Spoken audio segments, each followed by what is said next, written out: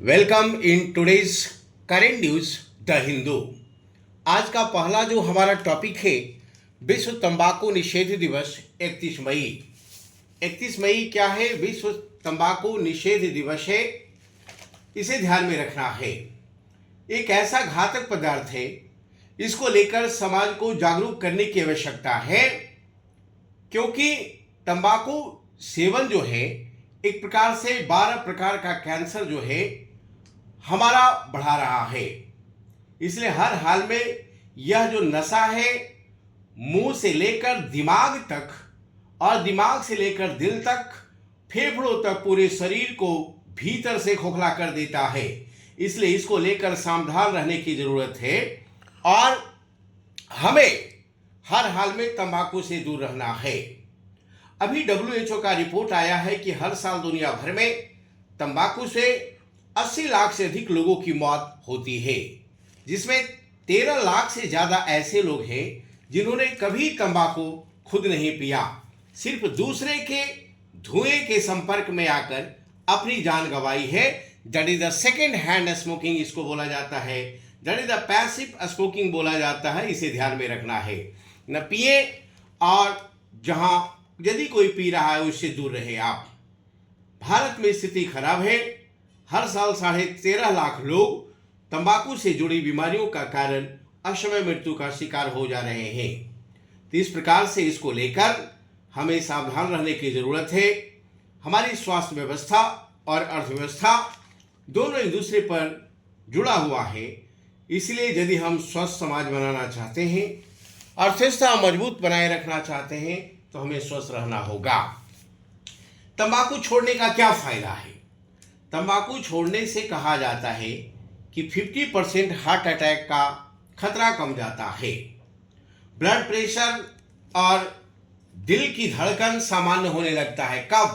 तंबाकू छोड़ने के बाद। तंबाकू छोड़ने से क्या होता है कि खून में जो कार्बन मोनोऑक्साइड की मात्रा है कम होने लगती है, ऑक्सीजन का लेवल बढ़ता जाता है। इससे दिल और दिमाग दोनों बेहतर होता है। इसलिए ध्यान में रखना है, ये तंबाकू खतरनाक है और छोड़ना होगा। हम देखते हैं कि ऑलरेडी फेफड़ा भी धीरे धीरे क्लीन होता जाता है। खांसी और सांस की दिक्कत कम होने लगती है। कब? तंबाकू छोड़ने से। हार्ट अटैक का खतरा 50% कम हो जाता है। ब्रेन स्ट्रोक का खतरा काफी हद तक कम जाता है।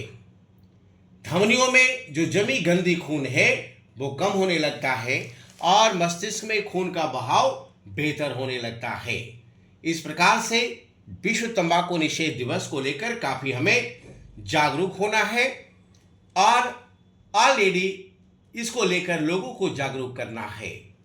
समाज में जो लोगों को अंदर से खोखला कर रहा है उसके प्रति हमें सावधान रहना है।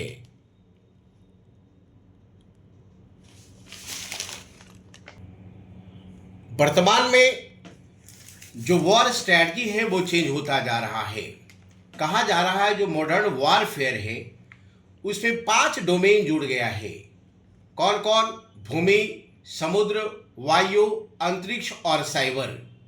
ये 5 डोमेन था और एक छठा डोमेन और जुड़ गया है, नैरेटिव। ये नैरेटिव क्या होता है? एक प्रकार की स्ट्रैटेजी कम्युनिकेशन होता है। यह एक प्रकार से युद्ध क्षमता को प्रभावित करता है। इसलिए हर हाल में दुश्मन देशों के द्वारा जो नैरेटिव फैलाया जाता है उसको अपने स्तर से हमें क्या करना है? उसका काट निकालना है और लोगों को बताना है कि सही क्या है और गलत क्या है। इसलिए नैरेटिव आजकल पाकिस्तान ने जो खड़ा किया था उसको हमने काफी अच्छे ढंग से जवाब दिया है। तो अभी मॉडर्न वॉरफेयर में जो छठा हमारा स्ट्रैटेजी है, डोमेन है, वो कौन सा है? वो नैरेटिव है। क्या है? नैरेटिव याद रखना है। नैरेटिव ध्यान में रखेंगे। डिफेंस रिपोर्ट को लेकर चर्चा का विषय बना हुआ है कि चीन के पास लगभग 20 लाख सैनिक है, जबकि भारत के पास कितना है? 15 लाख सैनिक है। कितना? 15 लाख सैनिक। और इसमें 84% थल सेना से है। कहां से? थल सेना से। और 33% वायुसेना और जल सेना 5%। थल सेना कितना? 84%, 84%। और एयरफोर्स से कितना? 33%। और नेवी से कितना? 5%। यानी सबसे कम सेना कहां हमारा? जल सेना से है, याद रखेंगे। तो इसको लेकर हमें और गंभीर रहने की आवश्यकता है। अभी हम देख रहे हैं कि पिछले 5 वर्षों में जो डिफेंस बजट था वो जीडीपी के अनुपात में 2020-21 में मात्र 2.4% था, लेकिन अभी क्या देख रहे हैं? और वो घट गया है। यानी जीडीपी का 1.9% हम डिफेंस एक्सपेंडिचर करते हैं। कितना? 1.9%, यह ध्यान में रखना है। और इस डिफेंस एक्सपेंडिचर में यदि तीनों सेनाओं को यदि शेयर हम ध्यान रखते हैं तो एयरफोर्स पर हम ज़्यादा खर्च करते हैं 45%। कितना? 35 से 45%, 35 to 45%, है ना।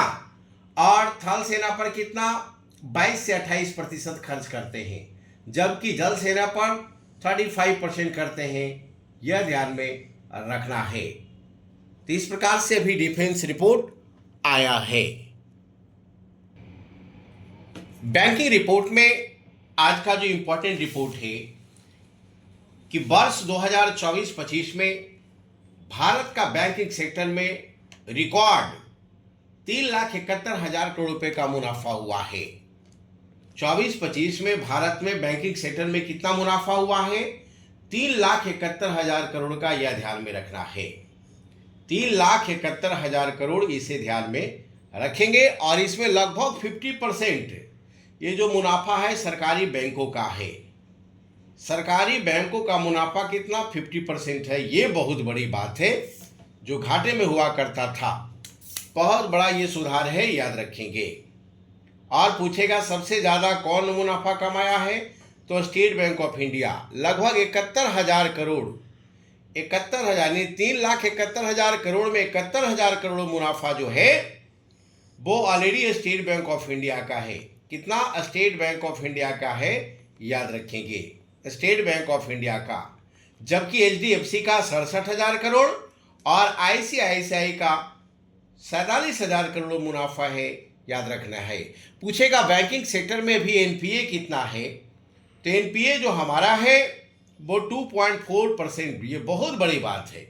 14%, 13% हुआ करता था, लेकिन आज 2.4% एनपीए। एनपीए क्या होता है? नॉन परफॉर्मिंग एसेट्स होता है, गैर निष्पादित संपत्ति।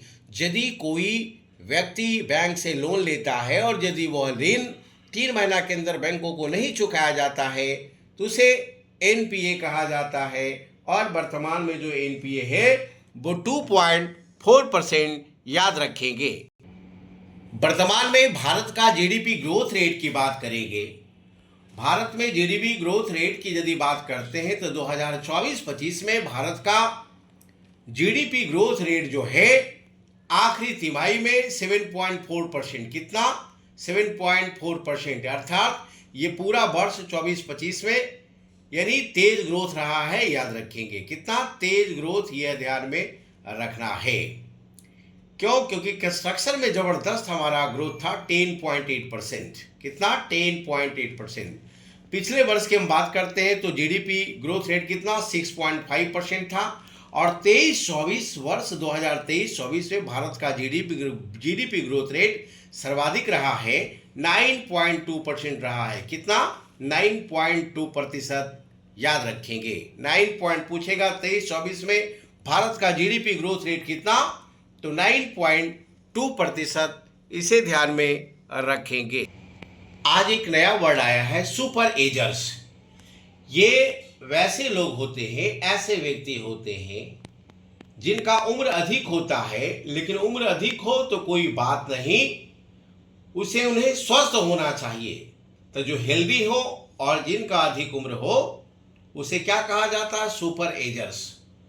तो हम स्वयं को हमारे भारत में सुपर एजर्स कैसे लोगों को बनाया जाए, इसके लिए कैसे लोगों को स्वस्थ रखा जाए और उनमें क्या क्या बदलाव किया जाए, खान पान में क्या बदलाव किया जाए, व्यायाम में क्या बदलाव किया जाए।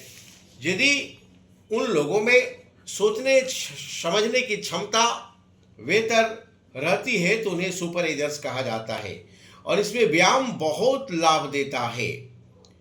कॉग्निटिव डिक्लाइन जो होती है उन लोगों में, ये बहुत बड़ा चैलेंज है, और हम एक्सरसाइज करके दिमाग में ब्लड फ्लो को हम बढ़ा सकते हैं, नए ब्रेन सेल बनाने में हम मदद करेंगे, मेमोरी और मूड हमारा बेहतर हो सकता है। इसलिए इसको लेकर जैसे दौड़ना, जॉगिंग करना, तैरना, साइकिलिंग, ये सारे ऐसे चीज़ हैं जो व्यक्ति को एजर्स से सुपर एजर्स में बदल देता है। तो हमारा जो विरासत है उन्हें एजर्स से सुपर एजर्स में बदलने में सहयोग करना चाहिए।